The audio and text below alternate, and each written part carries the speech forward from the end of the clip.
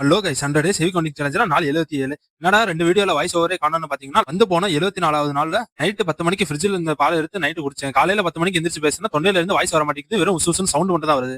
என்ன ஆச்சுன்னு அடுத்து தான் கொஞ்ச நேரம் கழிச்சு யோசிச்சா தொண்டை ஃபுல்லா அடிச்சுக்கிச்சு. வெறும் சுத்தமா வாய்ஸே வரல. அதனால அந்த 2 வீடியோ மட்டும் வாய்ஸ் ஓவர் கொடுக்க முடியல கைஸ். I am sorry. அதனால அந்த 2 வீடியோக்கு சாங் போட்டு ஓட்டி அடைச்சாச்சு.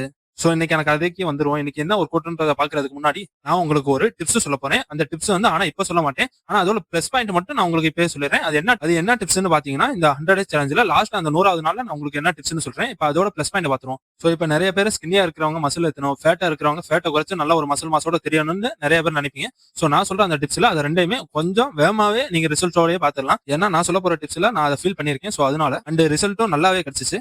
இந்த டிப்ஸ் என்னன்றது உங்களுக்கு தெரியணும்னா மறக்காம ஃபாலோ அண்ட் சப்ஸ்கிரைப் பண்ணிக்கோங்க. இன்னைக்கு எனக்கு கதைக்கு வந்துரும். இன்னைக்கு என்ன ஒரு கொட்னா ஷோல்டர்ல மொத்தம் 5 வேரியேஷன் 1000 ரெப். அதே மாதிரி ஆப்ஸுக்கு ஒரே ஒரு வேரியேஷன், அதுலயே 4 செட் 50 கவுண்ட்.